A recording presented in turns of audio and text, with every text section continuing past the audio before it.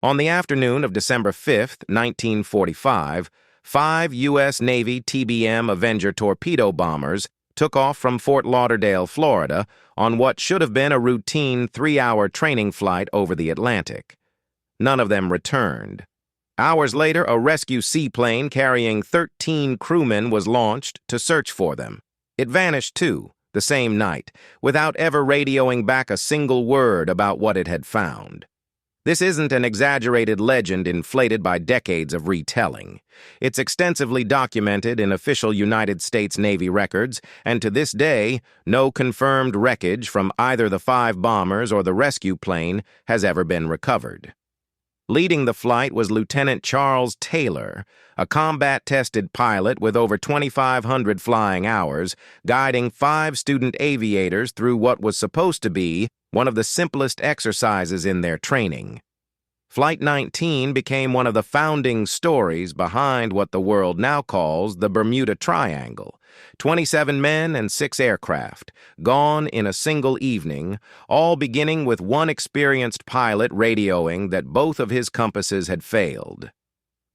Naval Air Station Fort Lauderdale, in December 1945, was a busy training base built to turn young pilots into carrier aviators in the final stretch of the Second World War, even as the war itself had ended just months earlier.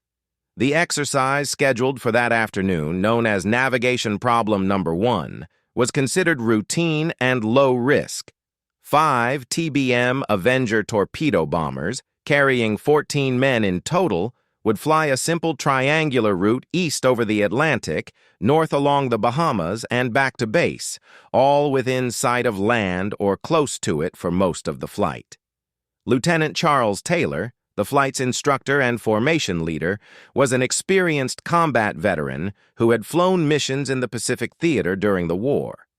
Less publicized at the time was the fact that Taylor had, on at least 2 prior occasions, gotten lost or disoriented during flights and had to be guided back to base by other pilots. On the morning of December 5th, he reportedly told a colleague he'd rather not fly that day at all, but with no substitute instructor readily available, he took the mission as scheduled. The flight took off at 2:10 in the afternoon under clear skies. Everything appeared normal for the first hour. Then, just after 3:40 p.m., a nearby instructor picking up radio chatter heard something that immediately concerned him. What the nearby instructor heard was Lieutenant Taylor telling another pilot he believed his compasses had failed and that he wasn't sure of his position.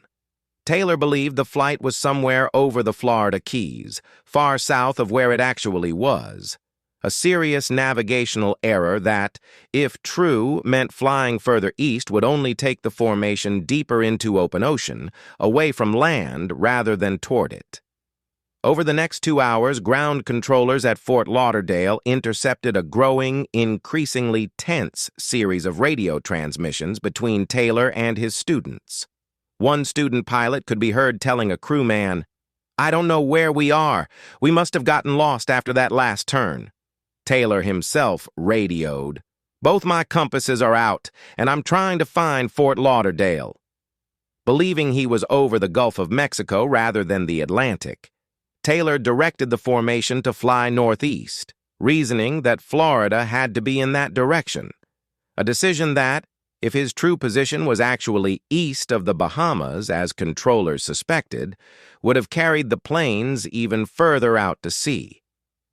As afternoon turned to evening, the weather began to deteriorate, with rising winds and worsening visibility making a difficult situation far more dangerous.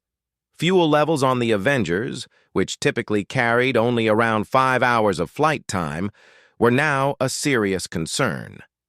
At 6:20 p.m., ground stations picked up one final garbled radio transmission from the flight. After that, silence. With Flight 19 now overdue and unreachable, the Navy scrambled search aircraft into the darkening sky. Among them was a PBM Mariner flying boat, Naval Bureau number 59225, carrying 13 crewmen and loaded with rescue equipment, which launched from Naval Air Station Banana River at 7:27 p.m. 3 minutes after takeoff, the Mariner radioed a routine confirmation that its search was underway.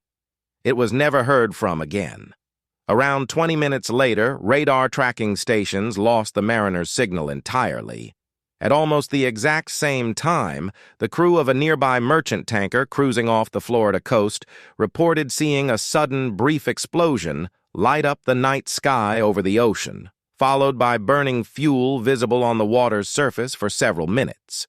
The TBM Mariner was known within the Navy by an unfortunate nickname, the Flying Gas Tank, because of a long-documented tendency for fuel vapor to accumulate in its bilges, creating a real risk of explosion from something as small as a static spark or a lit cigarette.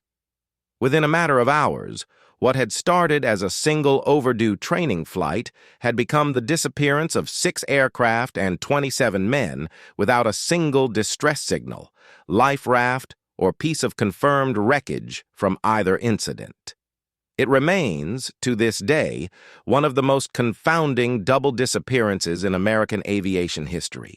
An entire rescue mission swallowed by the same night as the disaster it was sent to solve. What followed was one of the largest air and sea search operations in American history up to that point. Over the following days, hundreds of aircraft and dozens of ships combed roughly 250,000 square miles of ocean and Gulf coastline, searching for any sign of 6 aircraft and 27 men. They found nothing. No wreckage, no oil slicks, no debris, no bodies, not even the kind of scattered flotsam that survives almost every ocean crash.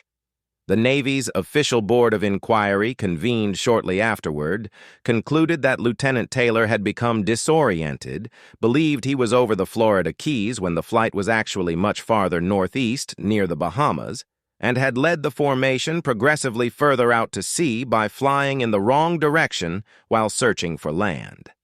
Deteriorating weather, worsening visibility, and dwindling fuel had likely combined to bring the planes down in darkness, far from shore, in stretches of ocean deep and rough enough to leave little trace. The Mariner's loss was separately attributed to a probable in-air explosion, consistent with its known fuel vapor hazard and the tanker crew's eyewitness account. The official verdict, in other words, was tragic but explainable. Bad luck, a failed compass, worsening weather, and one aircraft's known design flaw. Taylor's mother, however, publicly rejected the Navy's finding that her son was primarily responsible, and after her repeated appeals, the Navy eventually revised its official report to attribute the loss to causes or reasons unknown rather than pilot error. That small change in wording, from pilot error to causes unknown, is a large part of why Flight 19 became the seed of an enduring legend rather than a footnote in aviation history. Writers in the following decades folded the story into a growing catalog of unexplained disappearances across the region between Florida, Bermuda, and Puerto Rico, coining the name the Bermuda Triangle and attaching Flight 19 as its most famous founding case.